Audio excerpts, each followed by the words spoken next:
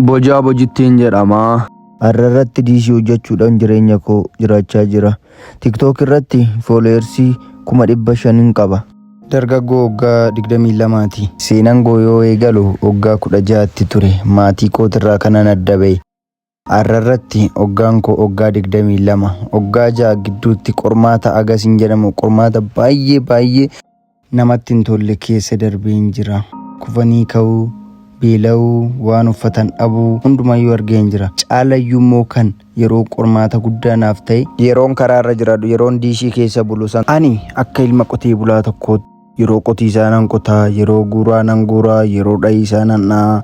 Akka carraa ta'ee guyyaa tokko akka onkoo Finfinneedhaa gadi galte. Abbaa koos ni gaafate. Mucaan kun akka na bira taa'etoo hojii na qarqaaru jetteen. Abbaan koos tolee jedhee anis achitti nan gale. Dallaan diigame ijaaraa, oddoon qoofuramne qoofuraa fi daabboo fi shaayii barrii fuulduratti mana ijaareen gurguraa ture. Jimaa oddoo keessa jiru kan waggaa dheeraadhaaf odoon qoofaramin ture. Hiriyoota koo olitti yaameen jimaa san qoofuree bishaan obaasee guddisee guyyaa akkuma nama tokko hojiirra oollee akkoo koo waliin kophaa koo waan mana tokkotti galluufuu taphannee haasofnee ibboo wal gaafachaa kanuma kuma maatii tokko rafnee galgala halkan keessaa sa'aatii 10tti iyya guddaa dhageenye. Maalidha jennee kaane ijoolleen safaraa iniyyuu asiif achi kaatu. Reediyoos ni banne, tiiviis ni banne. Takka turree yoo laallu aartistiin keenya aartista Haacaaluu Hundeessaa rukutamee du'ee jedhan. Hin amanne namatti bilbilee adaadawwan koo Finfinnee jiranitti bilbilee eeyyeen dhugumaa rukutamee du'ee nuun jedhani. Akka onkoos Haacaaluu baay'ee waan jaalattuuf ni rifatte, baay'ee gaddite, ni boosse, ni iyyite. Anis baay'een rifadhe. Gadi ba'e karaa irratti ijoolleen safaraa karaa cufanii iniyyuu aceekoo jedhu. Ijoolleen safaraa Haacaaluun wareegamuu isaatti baay'ee gaddinee hiriira nagaa waan homaa hin beekneef iyyuu hiriira nagaa baatu kara Finfinnee qajeelaa turre. Poolisiin akka carraa ta'e odoon hin beekin haalan beekamiin waraana nurratti banee adda nu bittinneesse. Guyyaadhuma san ture akka koo bira deemee ani kana booda manatti hin deebi'u jedhee armee koos bira deemee ani kana booda manatti hin deebi'u jedheen maatii koo biraa irratti fagaadhe. Barumsa kutaa 9 addaan kuteen kara waraanaa deeme. Iddoo waraanattis ati daa'ima jedhanii na deebisan. Yeroo isa waraanni kaabaan eegalamne ture nan deebi'e.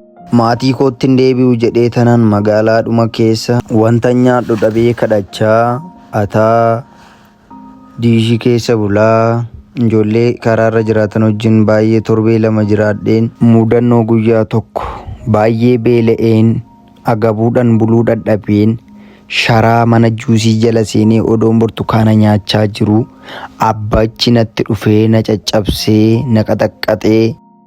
Ani achumaan jireenyi alarraa kun baay'ee na jibbisiisee wanta itti miidhameefuu kanneen akka suusii, qaamuu, xuuxuu, dhuguu jireenya kana keessa ba'uu wannan barbaaduufuu guyyaa wayii hoteela wayii deemeen bulleen jiraa jedheen gaafadhe. Namtichi baay'ee na laalee baay'ee natti gaddee hojiin hojjettuu naan jedhe nan hojjedhan jedheen atis koottu naan jedhee na fuudhee deeme. Dirijitii jiinsii keessatti istoofii akkan hojjedhuuf na qacaran. Anis ji'a tokkoof baay'ee rakkachaa karaara rafaa nama kadhachaa hojii kana ji'a tokko hojjedhee maallaqa ji'a tokko fudhadhee armee koo wannan baay'ee yaadee wannan baay'ee jaaladhuufu bunaa fi sukkaara biteen kan irraa hafe uffata bitadheen isaan achi immoo mana kireeffadheen akka waan nama Finfinnee jiraatu armee koo gaafachuu deeme. Armeen koos baay'ee si yaade jettee baay'ee natti gammadde. Anis armee koo akkuman yaade dhuungadhee maatii koo hundumayyuu abbaa koos argee hundumayyuu argeen erga manaa ba'ee manatti hin deebine.